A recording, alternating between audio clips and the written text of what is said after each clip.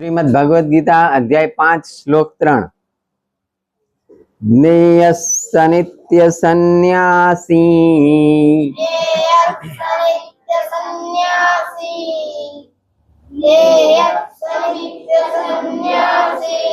यो न द्वेष्टि न कांक्षति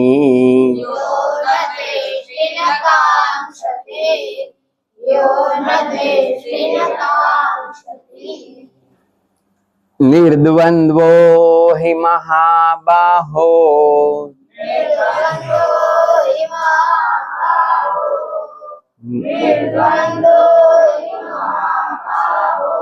सुखं बन्धात् प्रमुच्यते।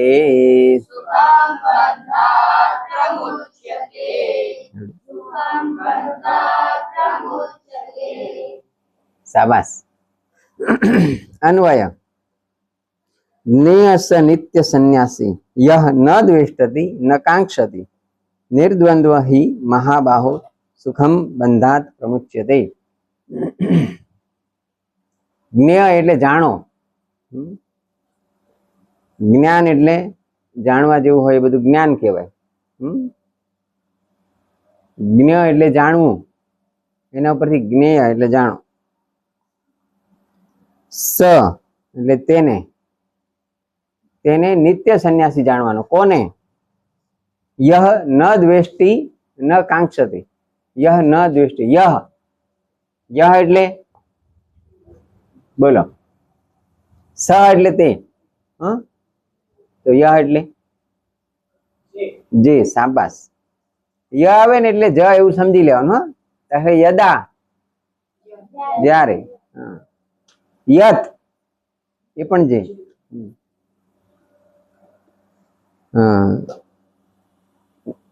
કોણ? ય એટલે જે। કોણ? જે એટલે કોણ? ન દ્વેષ્ટિ, જે દ્વેષ કરતો નથી, બીજાની ઈર્ષ્યા ના કરે। ન કાંક્ષતિ, જે બીજા પાસે અપેક્ષા ના રાખે। આ બીજા પાસે અપેક્ષા રાખો ને તમને દુઃખ થાય। દુઃખનું એક જ કારણ છે, અપેક્ષા। અપેક્ષાઓ રાખવાની નહીં, અપેક્ષા રાખો તો દુઃખ જ થાય। સમજણ પડે છે આમાં?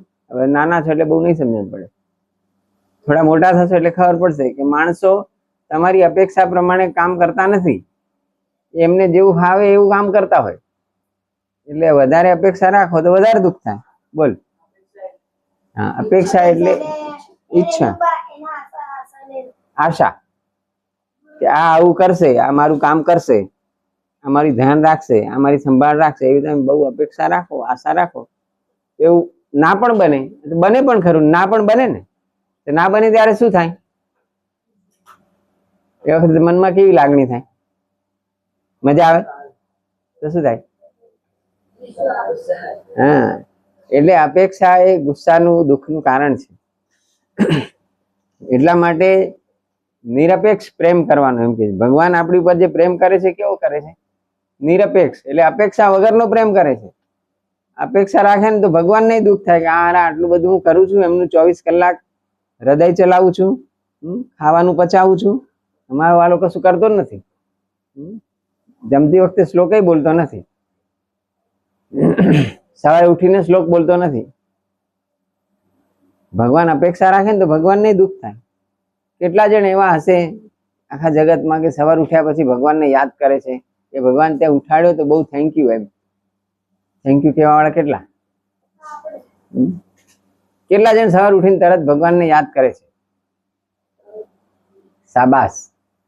2-3 જણના હાથ ઊંચા થતા નથી, પણ એમને ભાઈ હા, જે નવા છે એમને જૂના લોકોએ યાદ કરાવવાનું, પોતે ભગવાનને યાદ કરવા અને બીજાને યાદ કરાવડાવવા। શાબાશ, મૂકી દો।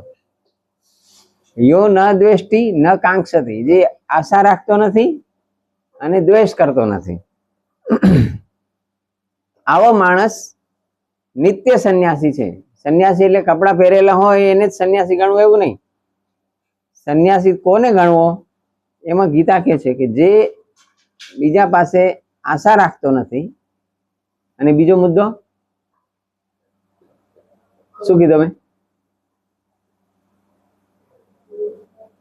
यो न द्वेष्टि न कांक्षति, ન દ્વેષ્ટિ એટલે દ્વેષ કરતો નથી. દ્વેષ એટલે ઈર્ષ્યા.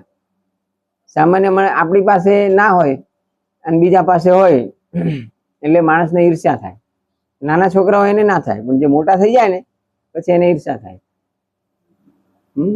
પેલી જાહેરાત આવતી હતી ને, કાંઈ નહીં, રીનની, રીન સાબુની, इसकी समीज मेरी कमीज से सफेद क्यों? તમે નહીં જોઈ? નહીં. તમારી જનરેશન ટીવીની જનરેશન નથી, કેમ મોબાઈલની જનરેશન. ટીવીમાં આવી એડવર્ટાઇઝ આવતી હતી. રીન સાબુનું નામ સાંભળ્યું છે? હા, એની જાહેરાત એવી આવતી હતી. હા, ઓફિસમાં જાય છે એક ભાઈ અને સામે બીજા ભાઈ મળે છે, બંને સફેદ ખમીસ પહેર્યા હોય છે. હા, તો એક ભાઈનું ખમીસ શર્ટ એકદમ સફેદ હતું.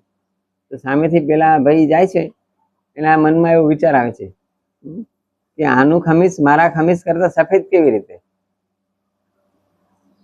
હતું? જાહેરાત શું કહેતી હતી? રીન સાબુ કહેતી. પણ એ મૂળ એ વાત એ કહેવા માંગે છે, આનું મારા કરતા વધારે આગળ કેમ આ માણસ? એને ઈર્ષ્યા કહેવાય. એવી ઈર્ષ્યા ન હોવી જોઈએ. તો તમે સંન્યાસી ગણાવો, ભલે તમે કપડા ભગવા હોય કે ન હોય. આવું ગીતા કહે છે. નિર્દ્વંદ્વો હિ મહાબાહો સુખમ બંધાત પ્રમુચ્યતે. નિર્દ્વંદ્વ. દ્વંદ્વ એટલે શું